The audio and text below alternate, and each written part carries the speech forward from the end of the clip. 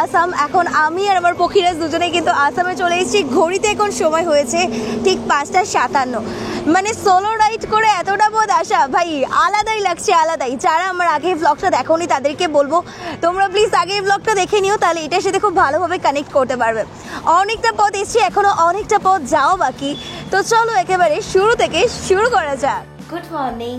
এখন সকালবেলা ঘড়িতে বাজে 8:39 আর এই মুহূর্তে কিন্তু আমি একদম রেডি হয়ে গেছি। আর এদিকে আমার লাগেজ গোছানো হয়ে গেছে, এবার শুধু এখানে প্লাস্টিক গুলো অ্যাড করতে হবে। এখান থেকে এই ভিডিওটা আমি স্টার্ট করছি। তো চলো এবার মোটো ব্লগিং সেটআপে যেতে যেতে কথা হচ্ছে। দেখো আমার বাইক কিন্তু ফুললি লোডেড অবস্থায় আছে, ঠিক আছে। আর বাইরে ঠিক এরকম বৃষ্টি হচ্ছে, মানে সেই লেভেলের বৃষ্টি যাকে বলে। তো হ্যান্ড গ্লাভসটা আমার কাল থেকে অলরেডি ভিজে গেছে আর আজকেও এটা ভিজবে। আর এদিকে আছে একটা লেসের প্যাকেট, জানি না কখন খাবো। এটা আমার ছোট বোন আমাকে দিয়েছিল যে যখন ইচ্ছা খেয়ে নেওয়ার জন্য। Kolkata to Meghalaya solo bike ট্রিপের আজ কিন্তু আমার ডে 2। আর আজ আমি শিলিগুড়ি থেকে তোমরা জানোই গুয়াহাটির উদ্দেশ্যে রওনা দিয়েছি। আজকে আমার টোটাল ডিস্টেন্স যেটা আমাকে রাইড করতে হবে সেটা আমাকে গুগল ম্যাপ দেখিয়েছে 460 কিলোমিটার। প্রতিবার কিন্তু আমি শিলিগুড়ির রাস্তায় শুধু জ্যাম পাই, বাট এবারে শিলিগুড়ির রাস্তা দেখো অত্যন্ত ফাঁকা। তার সাথে কিন্তু ওয়েদারের কথা যদি বলি, দেখতেই পাচ্ছ তোমরা ঝিরিঝিরি করে বৃষ্টি অনবরত হয়ে যাচ্ছে। আর সকালের দিকটাই শিলিগুড়িতে কিন্তু অনেক বেশি পরিমাণে বৃষ্টি হচ্ছিল। দেখো সেবক রোড একদম স্ট্রেট, তো আমিও জাস্ট স্ট্রেট বেরোচ্ছি। ভাই সাব রাস্তার কন্ডিশন একবার দেখো। জাস্ট চলে এসেছি কিন্তু একেবারে মহানন্দা সেতুতে, একদম এর নিচ থেকেই গেছে মহানন্দা নদী। ওয়াও কে আওয়াজ। এখনো পর্যন্ত শিলিগুড়িতেই আছি। এখান থেকে সেবক রোডের ডিস্টেন্স আছে 7 কিলোমিটার। যা দেখতে পাচ্ছি শিলিগুড়ির বেশিরভাগ জায়গাতেই কিন্তু এখন কাজ চলছে, মানে রোডে রাস্তাগুলোর অবস্থা খুবই খারাপ হয়ে গেছে। এই যে ফ্লাইওভারের কাজটা দেখছো না, এখানে সব কনস্ট্রাকশনের জিনিসপত্রগুলো আনা রয়েছে। এই কাজটা কিন্তু বেশ অনেক মাস ধরেই হচ্ছে, মানে আমি যবে ফার্স্ট আর কি নর্থ বেঙ্গলে পাড়ি দিয়েছিলাম তখন থেকেই আমি দেখছি এটা হচ্ছে। তবে হ্যাঁ, হয়তো একটু দেরি হচ্ছে, তবে এই রোডটা মানে এই ব্রিজটা হয়ে যাওয়ার পর কিন্তু আমরা সেবক রোডকে খুব ইজিলি অ্যান্ড খুব শর্ট টাইমে কানেক্ট করতে পারবো। সেই সামনেটাকেই হচ্ছে সেবক রোড, আর ঠিক এই প্লেস থেকে আমি কিন্তু সেবক রোডটাকে কানেক্ট করে নিলাম। আমি কিন্তু বর্ষাকালে প্রথমবারের জন্য পাহাড়ে আসছি, আর এটা আমার কাছে অবশ্যই ফার্স্ট এক্সপিরিয়েন্স হবে। তোমরা প্রত্যেকে জানো ফার্স্ট এক্সপিরিয়েন্স বা ফার্স্ট কোনো কিছুর কিন্তু আলাদাই একটা মাহাত্ম্য পায়। যাই হোক, রাস্তার দুদিকেই দেখো ঘন জঙ্গল, আর একদমই এটা হচ্ছে মহানন্দা ওয়াইল্ড লাইফ সেঞ্চুরি। আর এই প্রথমবার যেটাকে আমি বর্ষার মধ্যে দেখছি, তো বর্ষাকালে মহানন্দা ওয়াইল্ড লাইফ সেঞ্চুরি কিন্তু আলাদা সুন্দরভাবে সেজে উঠেছে। আর আজ শুধু এরকম একটা জঙ্গল না, এরকম বহু জঙ্গল আমি পার করতে চলেছি।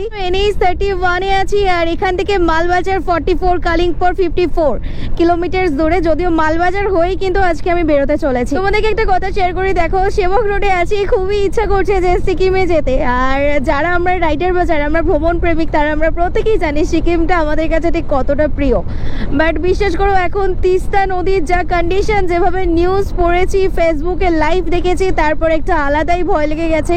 এছাড়াও সিকিমে যেভাবে ধস নামছে সেটা তোমরা কম বেশি সবাই জেনে গেছো। দ্যাটস ওয়াই কিন্তু আমি আমার ডেস্টিনেশনটা চেঞ্জ করেই মেঘালয় করেছিলাম, কারণ বর্ষাকালে বা এই মনসুন রাইডের বেস্ট অপশন কিন্তু মেঘালয়া। ভিউটা দেখো, পুরো রাস্তায় আমি একা, আর এরকম চারিধারে জঙ্গল। শিলিগুড়িতে যেভাবে বৃষ্টি হচ্ছিল, এই জায়গায় ওয়েদারটা মেঘলা থাকলেও সেরকম পরিমাণে বৃষ্টি হচ্ছে না, বাট রাস্তার ভিউটা জাস্ট মন কেড়ে নিয়েছে। অসাধারণ সুন্দর একটা রাস্তা, আর এই জঙ্গলের মধ্যে থেকে যাচ্ছি। এত সুন্দর সাজানো গুছানো চারপাশ, যেন মনে হচ্ছে আমি কোনো সিনেমার ছবি দেখছি বা হয়তো ছবি আঁকা হয়েছে সেটাকেই নিজের চোখে দেখছি। তবে বস, এটা বাস্তব আর যেটা সত্যি অতুলনীয়।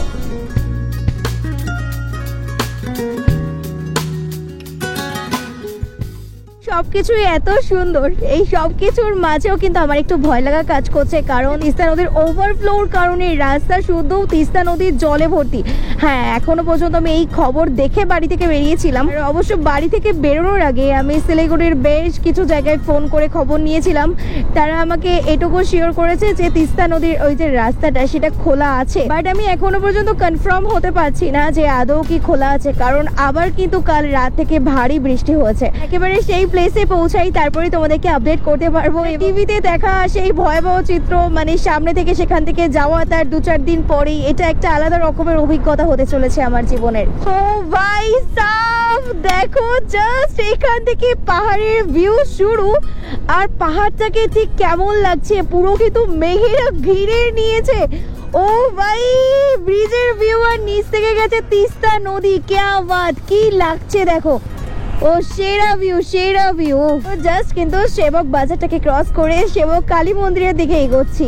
আমার রাইট সাইডে তিস্তা নদীর অবস্থা, ও গ্রেট यार, কি লাগছে তিস্তা নদীকে। চারপাশ থেকে ঝর্ণা জলের সাউন্ড আসছে। ও আস্তে আস্তে কিন্তু পাহাড়ের ওপরের দিকে উঠছি। একটা কথাই বলতে চাই এই ব্লগের মাধ্যমে তোমাদের কাছে, যে দেখো যদি তুমি আসল ভ্রমণ প্রেমিক হয়ে থাকো, পাহাড় ভালোবাসো, ঝর্ণা ভালোবাসো, গাছপালা ভালোবাসো, প্রকৃতিকে মধ্যে কথা তুমি ভালোবাসো, তাহলে অবশ্যই একটা বার বর্ষার দিনে পাহাড়ে ভিজিট করো, দেখবে আলাদাই শান্তি খুঁজে পাবে। আমার লেফট সাইডে কিন্তু পড়েছে সেবক কালী মন্দির। ও দেখো এখান থেকে একটা ঝর্ণার জল আসছে, আর যেটা এতটা সুন্দর লাগছে, ওয়াটার ভিউ। সেবক কালী মন্দিরটা হচ্ছে এই যে, জয় মা রক্ষা করো, ট্রিপটা যেন ভালোভাবে কমপ্লিট করতে পারি মা। আলাদাই সুন্দর লাগছে, চারিদিকে কিন্তু ধূপের গন্ধ, ফুলের গন্ধ। এই জায়গায় কিন্তু ল্যান্ডস্লাইড হয়ে রাস্তা বন্ধ হয়ে গেছিল। চলে এসেছি কিন্তু কর্নেশন ব্রিজে। এটা হচ্ছে কর্নেশন ব্রিজ, আর এই নিচ থেকে যাচ্ছে একদম তিস্তা নদী। জাস্ট ফ্লোটা দেখো আলাদাই, সেই সাউন্ডের সাথে একটা মিষ্টি আওয়াজের সাথে এগিয়ে চলেছে তার গতিবেগে। আর এই যে দেখতে পাচ্ছ পয়েন্টটা, এখান থেকে কিন্তু একদম স্ট্রেট বেরিয়ে যাচ্ছে গ্যাংটক সিকিমের রাস্তা, যদিও সিকিম এখন বন্ধ আছে। আর একদম এই রাস্তাটা কর্নেশন ব্রিজ ধরে চলে যাচ্ছে কিন্তু আসাম, গুয়াহাটি, নাগাল্যান্ড, মিজোরাম, অরুণাচল প্রদেশ সবকিছুই তোমরা এই রাস্তাতে পেয়ে যাবে। তো চলো আমি তো বেরোবো একদমই আমার আসামের দিক থেকে হই মেঘালয়, তো মেঘালয় কিন্তু এখান থেকেই যেতে হবে। তো চলো বস।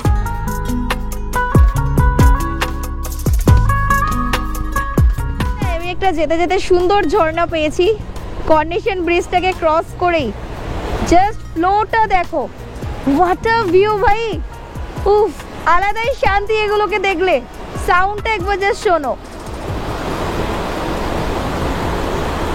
আর ওদিকে দেখো ছোট ছোট হনুমান গুলো সব বসে আছে, কিউট লাগছে।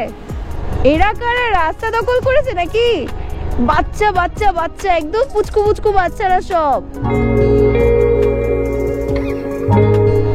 ও ভাই সাব, এই জায়গাটা থেকে এত সুন্দর লাগছে তিস্তাটাকে, মানে তিস্তা নদীটাকে, জাস্ট বলে বোঝানোর মতো না। এখান থেকে একবার ভিউটাকে চেক আউট করো। জাস্ট এই হচ্ছে আমার পক্ষীরাজ, আমার বাইক, আর এদিকে হচ্ছে তিস্তা নদী।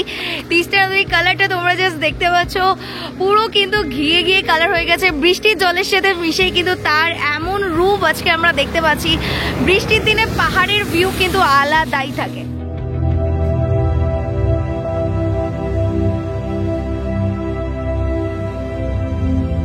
তোমাদেরকে বলছিলাম যে কিভাবে যাব, এখনো আমাকে প্রায় 500 কিলোমিটারের কাছাকাছি রাইড করতে হবে গুয়াহাটি যাওয়ার জন্য। বাট বস একটা কথা বলি, এরকম যদি ওয়েদার থাকে, এরকম যদি সিনিক বিউটি থাকে, আমি আমার পক্ষীরাজের সাথে সব জায়গায় যেতে পারি, নন স্টপ রাইড করতে পারি ভাই। তার জন্য এগুলো জাস্ট একটা এনার্জি মতো করে কাজ করছে। এই ভিউগুলো অসাধারণ লাগছে। তো বৃষ্টি থেকে বাঁচাতে আর তোমাদের সাথে সবকিছু শেয়ার করার জন্য দেখো আমার ক্যামেরাটাকে ঠিক আমি এভাবে সেট আপ করেছি। এখানে 2-3টে প্লাস্টিক আছে, সেলোটেপের অনেক কাজসাজি করা আছে, অনেক গার্ডার ইউজ করা আছে। যদি ডিটেলস জানতে চাও তাহলে কমেন্ট করো, তোমাদের সাথে শেয়ার করে দেবো আর কি। একদমই কিন্তু রংজং গ্রামটাকে ফেলে সামনে এগোচ্ছি, আর এক্সাক্ট এই প্লেস থেকে কিন্তু আমাদের মালবাজারের ডিস্টেন্স আছে 27 কিলোমিটার। তো এখানে এলিফ্যান্ট ক্রসিং জোন আছে, এটা দেখতে পাচ্ছ। যারা বর্ষাকালে এই রাস্তা দিয়ে যাবে বা বর্ষাকালে কোনো জঙ্গলের আশপাশে এই রাস্তা থেকে যাবে, তাদের কাছে একটা রিকোয়েস্ট যে দেখো তোমরা কিন্তু খুব সাবধানে থেকো, কারণ বর্ষাকালের দিকে কিন্তু এই জঙ্গল থেকে হাতি থেকে শুরু করে আরো অনেক বন্য প্রাণীরা বাইরে বেরিয়ে আসে, যখন তখন আসতে পারে। এই বন্য হাতির কথা যদি আমি এখন বলি, বন্য হাতি কিন্তু বস দারুণ জোরে দৌড়াতে পারে, ঠিক আছে? তো আমি ওকে দেখে ওর কাছে গেলাম, একটু ফটো তুলি, ভিডিও করি। এইগুলো করতে চেও না, একদমই না, কারণ ও যদি ছোটা স্টার্ট করে তুমি ওর কাছে পারবেই না, কোনোভাবেই সম্ভব নয়। So be careful. তো চলো এখন এই সুন্দর রাস্তার ভিউ নিতে নিতে সামনের দিকে এগোই। আর এখান থেকে কিন্তু আজকে গুয়াহাটির ডিস্টেন্স দেখাচ্ছে 443 কিলোমিটার।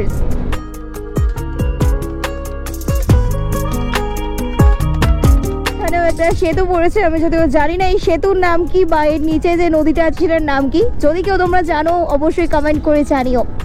এখানে বেশ কিছু দেখো খাবারের দোকান টোকানগুলো আছে, আমার যদিও বা খিদে পাচ্ছে। চলো এই জায়গাটায় দাঁড়িয়ে যাই। খানে কে লিয়ে क्या क्या है? আচ্ছা মোমো भी होगा। জাস্ট দেখো আমি এখান থেকে অর্ডার করেছিলাম 1 প্লেট মোমো, আর এদিকে হচ্ছে 1 প্লেট চাউ। তো এখানে কিন্তু 8 পিস মোমো আছে আর প্রাইস নিয়েছে মাত্র 60 টাকা। তবে হ্যাঁ, কলকাতার মতো এখানে স্যুপ নেই। আর এই হচ্ছে চিকেন চাউ, মানে ভাই এত সুন্দর স্মেল আসছে না, কি বলবো। পাহাড়ি চাউয়ের কিন্তু আলাদাই একটা টেস্ট হবে।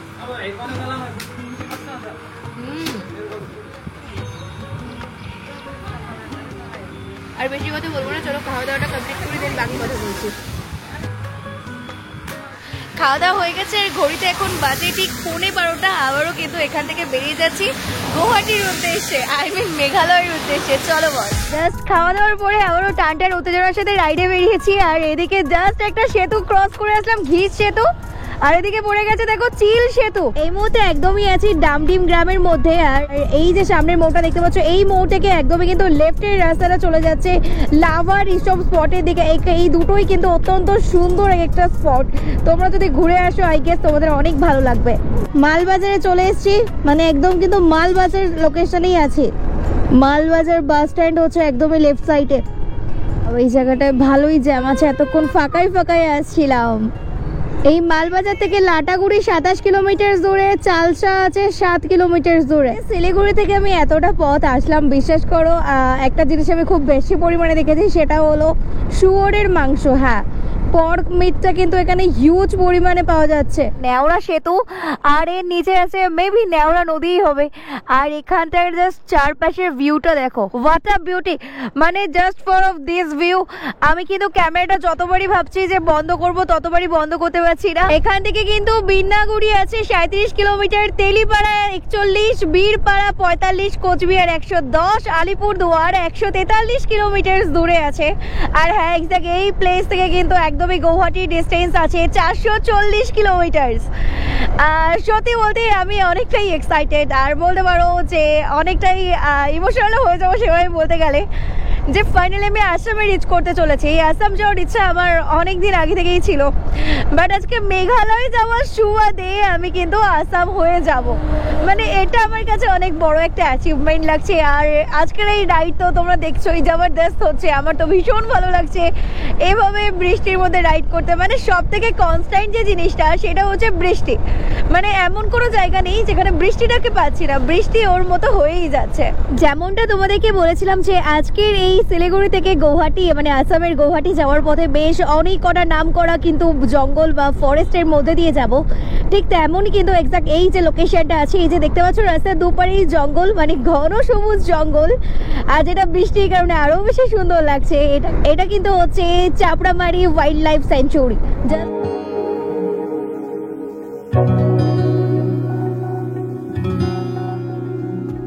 আমার আজকের রাইডের এটা কিন্তু একদমই আমার ফার্স্ট টোল গেট। আর যেটা কিন্তু আছে ওয়েলকাম টু সুলকাপাড়া, হচ্ছে বর্ডার রোড অর্গানাইজেশন। এখানে আছে একটা বিরসা মুন্ডা স্ট্যাচু। এখান থেকে কিন্তু ভুটান যাওয়া যায়, মাত্র 14 কিলোমিটার দূরেই আছে ভুটান বর্ডার।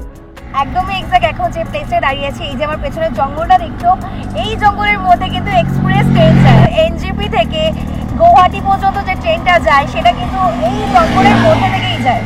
অসম্ভব সুন্দর দৃশ্য কিন্তু ফুটে ওঠে ট্রেন থেকেও। তো অরিজিনাল মৌচাক তো দেখছি। আচ্ছা, কত করে কি প্রাইস আছে?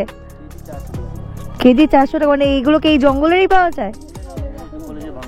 ও আচ্ছা আচ্ছা আচ্ছা আচ্ছা, টেস্ট করা যাবে কি তাই বলো?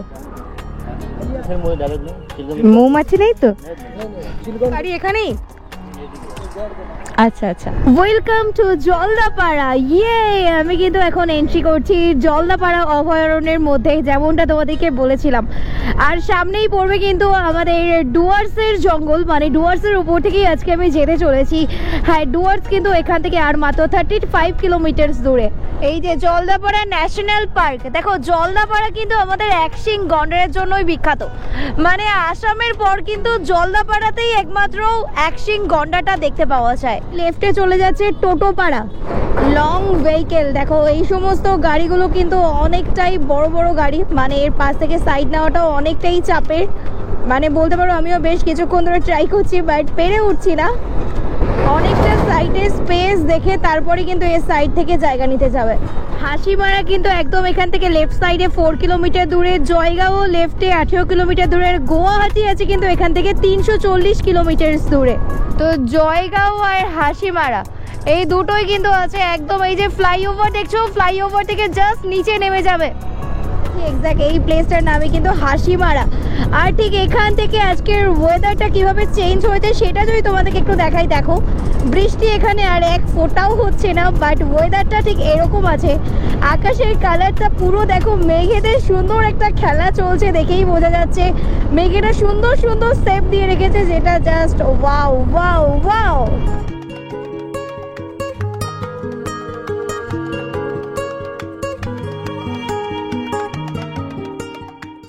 ঘড়ির কাটা এখন বাজে দুপুর 2:20। আর এই মুহূর্তে যে প্লেসটায় আছে, এই প্লেসটাই কিন্তু আমাদের ডুয়ার্সের জঙ্গলের ডিস্টেন্স আছে মাত্র 14 কিলোমিটার। হ্যাঁ, একদমই যে লেফট সাইডে যে জঙ্গলটা দেখতে পাচ্ছ, ঘন বিস্তীর্ণ জঙ্গল, এটা কিন্তু একদমই ডুয়ার্সের মধ্যেই পড়ে যাচ্ছে।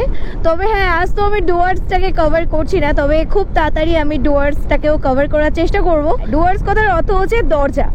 তো এই ডুয়ার্সে কিন্তু আমাদের ভুটান তথা পূর্ব ভারতের প্রবেশদ্বার নামে খ্যাতনামা বা খ্যাত বলতে পারো।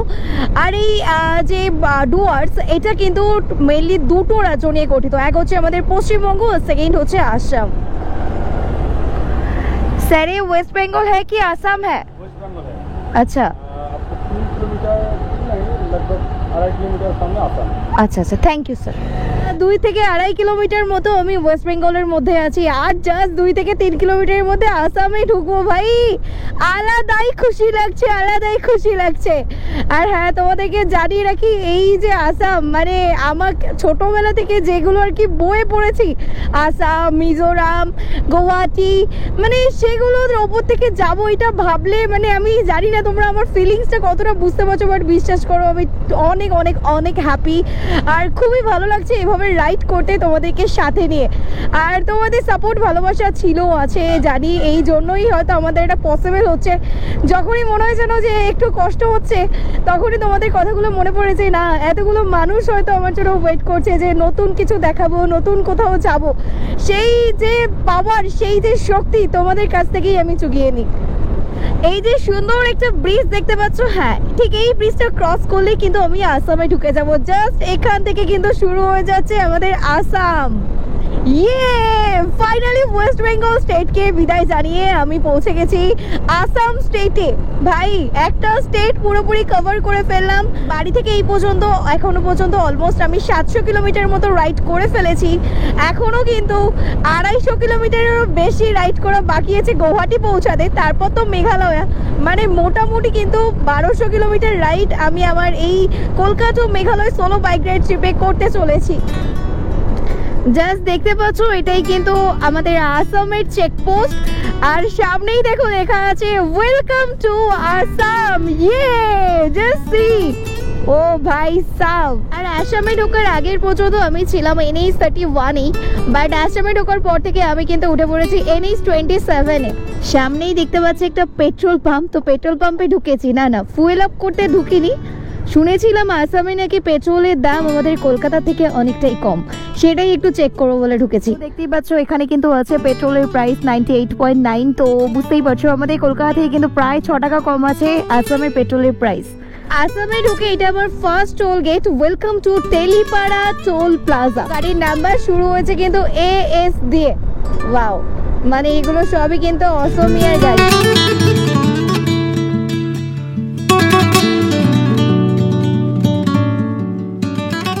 একটা জায়গায় বসেছি, আর কালকে যে আনারসটা কিনেছিলাম সেটাকে জাস্ট এবার আমি কাটতে চলেছি। ভাই কোন দিক থেকে কাটবো আমি বুঝতে পারছি না, আমি জীবনেই কাটিনি। ফাইনালি আমি এটাকে কাটতে সক্ষম হয়েছি। দেখো আনারসগুলোকে ঠিক এভাবে আমি কেটে নিয়েছি, ছাল টাল ছাড়িয়ে জাস্ট এভাবে নুনটা দেবো। এইরকম লাগছে আনারসটা ভাই, এরকম একটা প্রকৃতির মাঝে বসে আনারস, আহা।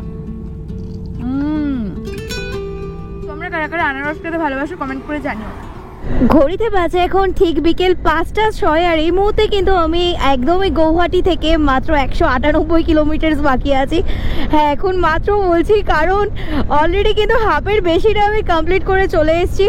তো চলো দেখা যাক কটায় পৌঁছাই। হোপ সো যে 8:30-9টার মধ্যে গৌহাটি ঢুকে যাওয়া হয়। আসামের রাস্তাঘাটগুলোকে জাস্ট দেখো ঠিক কতটা সুন্দর করে সাজানো গোছানো।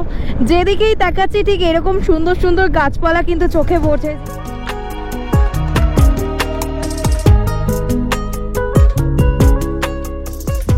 এখান থেকে দেখো ভুটান আছে 37 কিলোমিটার দূরে, আর বনগাঁ গাঁও আছে কিন্তু এখান থেকে 32 কিলোমিটার দূরে। Welcome to Chirang district. এখান থেকে না খুব ভালো দেখা যাচ্ছে, ওই দূরে সূর্য উঠেছে, ওটাকে দারুণ লাগছে, দারুণভাবে সূর্য উঠেছে। মানে সারা দিন বৃষ্টিতে ভিজে ভিজে রাইড করার পর একটু করে সূর্যের দর্শন পেলাম, সেটাও যাচ্ছে সেইভাবে।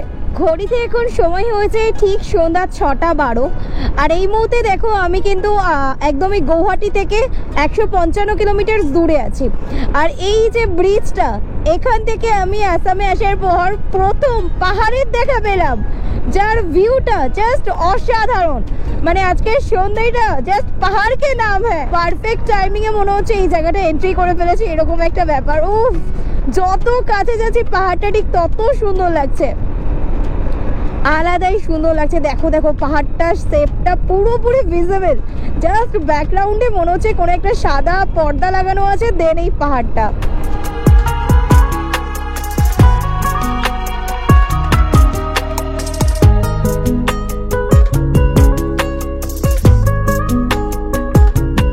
গৌহাটি থেকে 125 কিলোমিটার দূরে আছি। আর দেখতেই পাচ্ছ সন্ধে হয়ে গেছে। হ্যাঁ, ঘড়ি কাটে এখন সময় হয়েছে ঠিক 7:23। 25 কিলোমিটার আগে থেকেই যে রাস্তাটা পেয়েছে সেটা অত্যন্ত খানাখন্দযুক্ত একটা রাস্তা, তাই জন্য এবার রাইডটা একটু ডিলে হচ্ছে। দিনের বেলায় তোমাদেরকে দেখিয়েছি যে কতটা সুন্দর অসমের রাস্তা, ঠিক তেমনই কিন্তু রাতের বেলাও রাস্তাটা অনেক সুন্দর। বাট একটা প্রবলেম আছে, এখানে দেখো লাইট একদমই নেই, মানে পুরো অন্ধকার, একটা নিস্তব্ধতা কিন্তু বিরাজ করছে। শুধু বড় বড় লরি আর ট্রাকের পরিমাণ এখানে সব থেকে বেশি যেটা দেখছি। মানে যে রিফ্লেক্টর গুলো আছে এগুলো চোখে এসে লাগছে, দেন এইগুলোকে দেখে তো লাইটিং এর মতো কাজ করছে, আদারওয়াইজ কিচ্ছু দেখা যাচ্ছে না, কিচ্ছু না। বাট এই জায়গাটার ভিউটা আমার খুবই ভালো লাগলো, তাই তোমাদেরকে ভালো একটু শেয়ার করি, মানে যতটা পারছি আর কি। এই রাস্তাটা দেখো একটা ওয়ে থেকে কিন্তু দুদিক থেকে গাড়ি আসছে, তো এই যে একটু এই লাইটের অভাবের জন্য একটু প্রবলেমেটিক। বাট চলো, আপার ডিপার করছে সবাই, কোনো ইস্যু হবে না। বাই দ্য ওয়ে, ভিডিও কেমন লাগছে কমেন্ট করে একদম জানিয়ে দিও। তোমাদের এক একটা কমেন্ট আমার কাছে কিন্তু অনেক মূল্যবান, অনেকটা এনার্জি জুগিয়ে দেয়, অনেকটা সাহস জুগিয়ে দেয় বস। সুসংবাদ সুসংবাদ সুসংবাদ, এক্স্যাক্ট এই প্লেস থেকে কিন্তু আজকে আমার ডেস্টিনেশন গৌহাটি। গৌহাটির ডিস্টেন্স আছে 100 কিলোমিটার। আলাদাই সুকুন লাগছে, আলাদাই সুকুন। আমি জানি তোমরা বেশিরভাগই অন্ধকার দেখবে, বাট এই পুরো এরিয়াটাই কিন্তু পাহাড়ের মধ্যে ঘেরা। মানে আমি এখন পুরো পাহাড়ের মধ্যে আছি, আর এই প্লেস থেকে টিপ টিপ করে আবারও কিন্তু বৃষ্টি শুরু হয়েছে।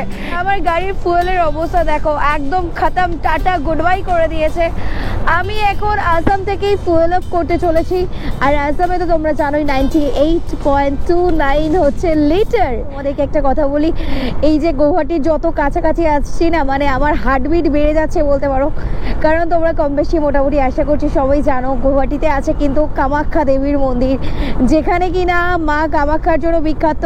51টা সতীপীঠের মধ্যে কিন্তু একটা সতীপীঠ হচ্ছে এই কামাখ্যা মন্দির, কামাখ্যা মায়ের মন্দির, যেটা কিন্তু একদমই আছে গৌহাটিতে। থেকে গৌহাটি আছে 25 কিলোমিটার, আমিনগাঁও আছে 11 কিলোমিটার, গৌরীপুর আছে, গোবিপুর আছে 0.6 কিলোমিটার। 1010। তো দেখতেই পাচ্ছ এখানে কিন্তু লিটার আছে 98.19। ভিডিও করি। এখন যাব মেঘালয়। হ্যাঁ, শিলং মেঘালয়। দেখো এরকম একটা সেতুতে উঠে গেছি, আর এর এই পাশটায় পুরো কিন্তু পাহাড়, তার নিচে আছে নদী। আর তোমাদেরকে জানিয়ে রাখি, এক্স্যাক্ট এই প্লেস থেকে কিন্তু গৌহাটি ডিস্টেন্স আছে মাত্র 10 কিলোমিটার। গৌহাটিতে এসে কিন্তু এখানে আমি দেখলাম অনেক কিছুই পাওয়া যাচ্ছে, চাইনিজ আইটেম, পকোড়া থেকে শুরু করে রোল টোল, চাউমিন, সব কিছু আছে। তো আমি এখান থেকে অর্ডার দিয়ে দিয়েছি চাউমিন, তার সাথে চিকেন পকোড়া। এবার জাস্ট এটা নিয়ে রুমে যাবো আর আমি খাবো। আর বলবো আমি নিজেই জানি না। এখন ঘড়িতে কটা বাজে তোমাদেরকে একটু দেখাই আমি। হ্যাঁ, ঘড়িতে এখন সময় হচ্ছে রাত 1:18। আমি শিলিগুড়ি থেকে বেরিয়েছিলাম সকাল তখন 9টা 9:30 বাজে। বুঝতে পারছো, মানে 9টা to 9টা 12 ঘন্টা, 10টা 11টা 12টা 1টা আরও 4 ঘন্টা, 16 ঘন্টা আমি কিন্তু জার্নি করেছি। অ্যাকচুয়ালি ব্যাপারটা হচ্ছে এর মধ্যে 2-3 ঘন্টা মানে রুম খুঁজতে চলে গেছে। গুয়াহাটিতে এসে আমি কোথাও রুম খুঁজে পাচ্ছি না। অনেক জায়গায় দেখেছি, অনেক জায়গায় কোথাও রুম অ্যাভেলেবেল নেই, যেহেতু অনেকটা রাত হয়ে গেছে। অ্যাট লাস্ট আমি যেটা বুক করেছি, এই যে রুমটা তোমরা দেখতে পাচ্ছ, এটা হচ্ছে ওয়ো, ঠিক আছে। ওয়ো তো একমাত্র রুম পেয়েছি। এই যে দেখতে পাচ্ছ, এই হচ্ছে রুম। এখানে কিন্তু একটা কিং সাইজের বেড আছে, আর এদিকে আছে এসি, আর এদিকে একটা ওয়ার্ড্রব আছে, বসার জন্য দুটো চেয়ার আছে, আর এই হচ্ছে ওয়াশরুম। প্রাইস নিয়েছে জাস্ট 1050 টাকা। যাই হোক, সেটা বড় কথা নয়, রুমটা যে পেয়েছি সেটাই আমার মনে হচ্ছে না গুড লাক বস, এরকম একটা ব্যাপার। তো আর বেশি কথা বলবো না, আমি খুবই টায়ার্ড, খুবই বিধ্বস্ত, দেখে বুঝতে পারছো। আজকের ভিডিওটা এখানেই শেষ করছি বস। ভিডিওটি ভালো লাগলে অবশ্যই লাইক কমেন্টে শেয়ার করে দিও, আর আমার চ্যানেল নতুন হয়ে দেখো, চ্যানেলটি সাবস্ক্রাইব করে আমার পাশে দেখো। দেখা হচ্ছে খুব তাড়াতাড়ি Kolkata to Meghalaya solo bike ট্রিপের এপিসোড 3 নিয়ে। ততক্ষণের জন্য সুস্থ থেকো, ভালো থেকো।